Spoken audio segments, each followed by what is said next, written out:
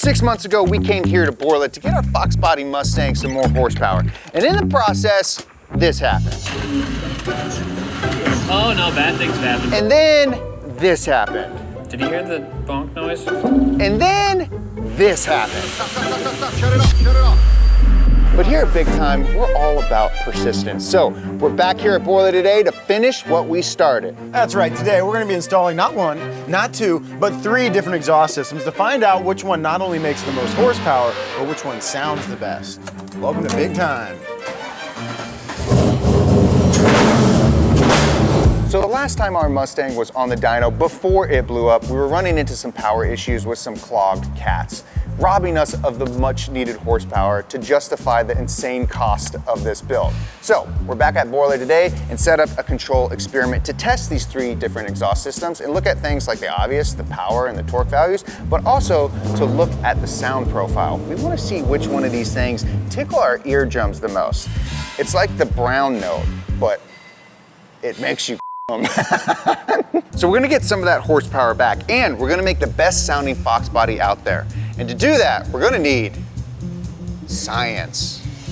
Albert Einstein, Isaac Newton, Jason from Engineering Explained. Sound is just vibration traveling through a medium, usually air.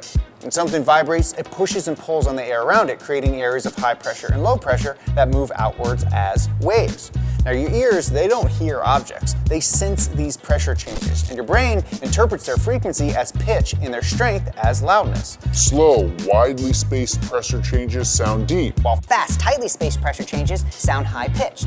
Now, if sound is just pressure waves moving through air, how does an engine turn combustions into something that sounds musical? Oh. Ooh. Oh my God. An engine creates sound in a way that's actually very similar to a musical instrument with valves. So if you take something like a trumpet or a brass instrument, you first blow air into it and build pressure inside. Now on its own, that pressure doesn't make much sound. The sound happens when you open a valve and let that pressurized air escape, which sends a pressure wave down the instrument. By opening and closing different valves, you change how those pressure waves behave, and that's what creates different notes and turns it into music. An engine works the exact same way. Every time a cylinder fires, pressure inside the cylinder rises extremely fast. And when the exhaust valve opens, that pressure is suddenly released into the exhaust system, pushing on the air inside the pipe and creating a pressure wave. That wave travels down the exhaust much faster than the exhaust gas itself, and each firing event sends another wave right behind it. So in an engine, the exhaust valve technically opens the same way every time, but the amount of pressure behind it changes constantly with RPM, with throttle, with load. What we hear as an exhaust note is really just the combined results of all those pressure waves stacking, overlapping, and interacting as they move through the exhaust. So how does your exhaust alter your engine's sound? Well, the job of the exhaust system isn't just to let gases escape, but to control how those pressure waves behave.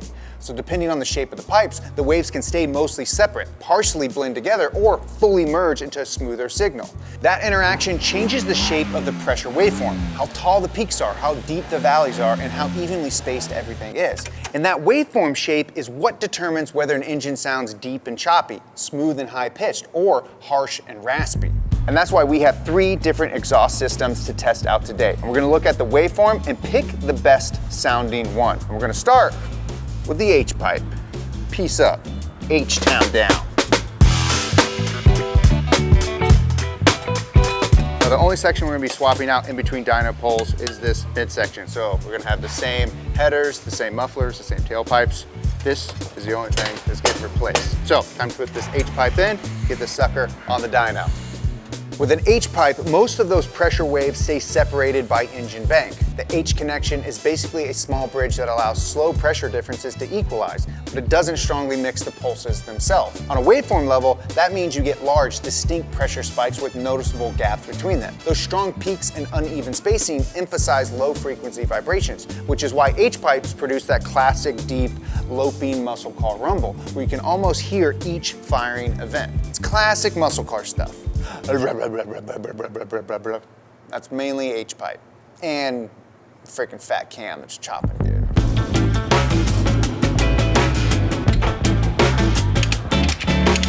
Okay, we got the H-pipe installed on the Mustang right now, which should be our lowest horsepower configuration of the day. So we're gonna run it on the dyno, see how much power we make, see how it sounds, and then we can switch over to the X-pipe.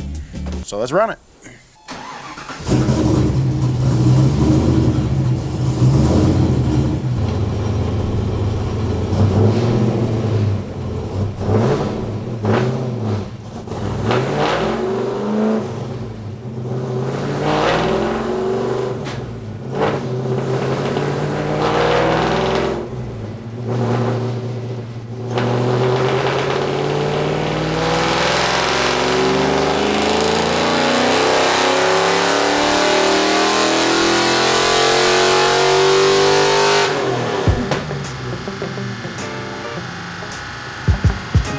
Okay, that's run 1. Let's see the numbers. Okay, in our current configuration, the setup and the day we had made. What the f? Okay, we just made on that run 308.94 horsepower and 300 foot-pounds of torque. So our baseline is about 309. Okay, good to know. Good to know. And it sounds okay. Sounds pretty good. Sounds like the classic V8 sound. Sounds like, typical Mustang behavior. That's right. Okay, in the sake of being as scientific as possible, we're gonna do multiple dyno polls per exhaust so we get more data, and we're gonna compile it, take an average, and put it in a nice little chart that looks like this. I hope they made the chart.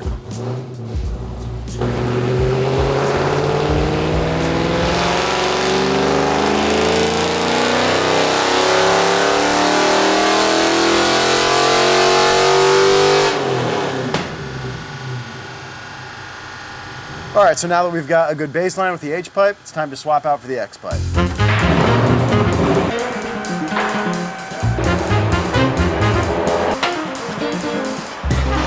I like this. Now, when you switch to an X-pipe, the exhaust from both banks is forced to merge into a single crossover point. Now, the pressure waves overlap much more aggressively, which lowers the height of the individual peaks and fills in the gaps between pulses. The waveform becomes smoother and more continuous, shifting energy towards the higher frequencies. That's why X-pipes tend to sound sharper, higher pitched, more exotic, especially as RPM increases. The downside is that when pulses collide abruptly at the center of that X, they can create high frequency turbulence, which is what people call rasp. Raspy, claspy. Got a girlfriend named Bagsby. She let me slap meat against her ass cheeks. It's pretty good. It's a pretty good rhyme right there. Any record labels want to hit me up, contact us right here. I'm super excited about this next one. These next two exhausts, it's gonna be a toss-up on which one is gonna sound better. So I'm curious to see how much power each one's gonna make. Get this thing back on the dyno. All right, now that we got the X-pipe installed, we're back on the dyno. It's time to run it and see if we pick up a few ponies and see if it sounds any better.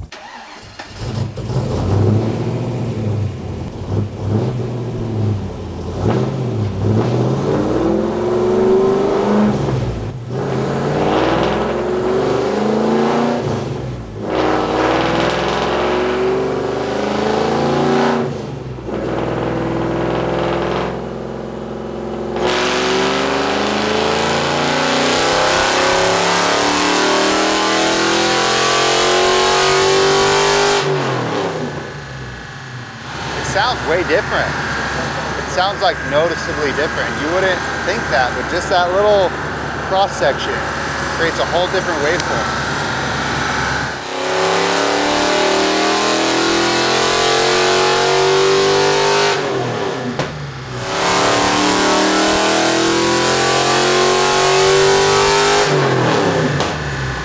All right, what did we make? Okay, you ready for these numbers? Get some digits. Okay, on the first run, we made just over 311, and on the second run, about 310 and a half. So, picked up about 4 horsepower. Heck yeah. Yeah. That's pretty cool. Yeah. Did it sound any better? It definitely sounds different. Yeah. It's not as loud. It's not as obnoxious. Yeah. It sounds a little like smoother almost. Yeah, it does. It almost has like a sophisticated. Yeah, it's less like boaty. Yeah. If you wanted to make more noise and be more of a hooligan, maybe an H-pipe. Maybe. Now, how does all of this affect horsepower? Well, when people hear that an exhaust can make more horsepower, the easy assumption is that it's just about letting the engine breathe better. But that's only part of the story. The real power gains come from how the exhaust manages pressure waves, not just how easily gas can flow out. So every time a cylinder fires and that exhaust valve opens, the pressure wave travels down the pipe and is followed by a low pressure area behind it. If the exhaust is designed correctly, that low pressure area can actually help pull the next exhaust charge out of the cylinder when the valve opens again. That process is called scavenging, and it directly affects how efficiently the engine clears exhaust gases and fills the cylinder with fresh air on the next intake stroke.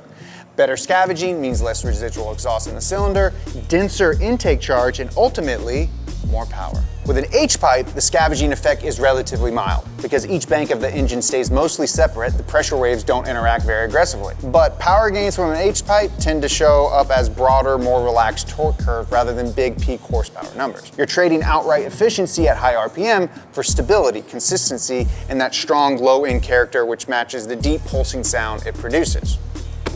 An X-pipe changes the equation by allowing exhaust pulses from both banks to actively assist each other. When a pressure wave from one bank passes through the crossover, it creates a low pressure area that the opposite bank can take advantage of. This increases scavenging, especially at higher engine speeds where pulse timing becomes more frequent and predictable.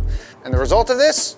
You get more horsepower and you get a smoother pull as RPMs climb. But because these pulses, they meet abruptly at the center of that X, some of that energy turns into turbulence instead of useful wave motion, which can limit efficiency and introduce harshness, both acoustically and dynamically.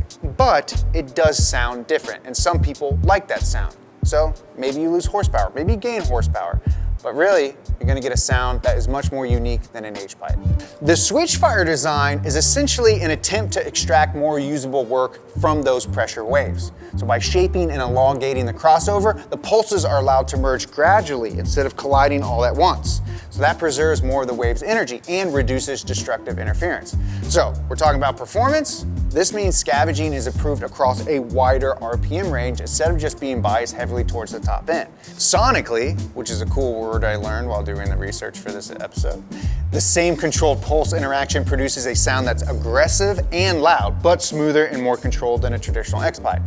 And that controlled blending smooths out the waveform without stripping away all that low frequency energy. And the result is a sound that is louder and more aggressive than an H-pipe, smoother and less raspy than a traditional X-pipe, and overall, it's just more full and refined. I think it's gonna sound like a friggin' bat out of hell. Okay, our X-pipe is off, gave us some more power and gave us a different sounding Mustang. Now, we're gonna put on the Switchfire. Switchfire! Remember that game as a kid? I think it was called something else. Crossfire! Was it Switchfire? Crossfire. Crossfire. So we're gonna get this one on. This one is super unique. It's obviously the most visually different in terms of the three exhaust mid pipes that we've installed today. So I can't wait to see if this will get us some more power and see how it sounds. Easy peasy.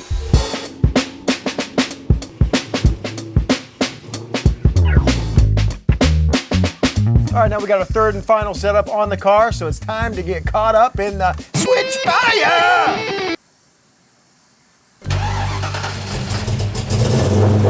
Very interested to see if this thing sounds as good as it looks, and if it makes more power than the others.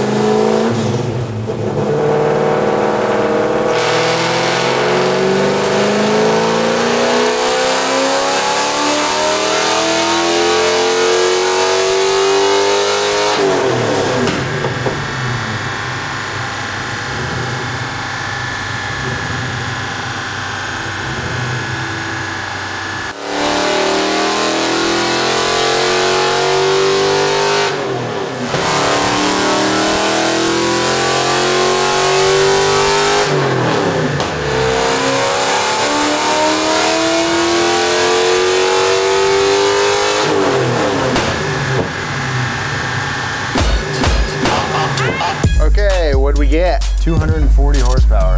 Whoa, dude. We're down. Really? Down 2 cylinders.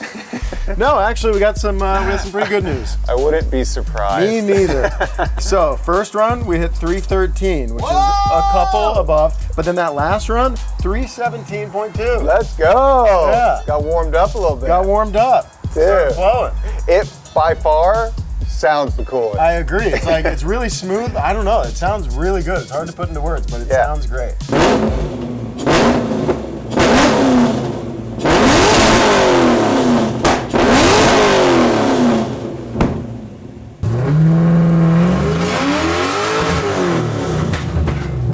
That sounds good. Oh, that sounds really good.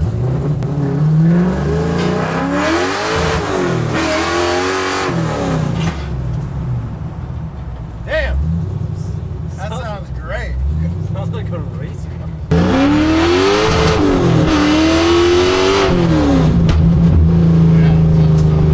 It sounds like an exotic car. Yeah, it sounds way different. Yeah. Like down low, it's pretty similar, but up top, it sounds totally different.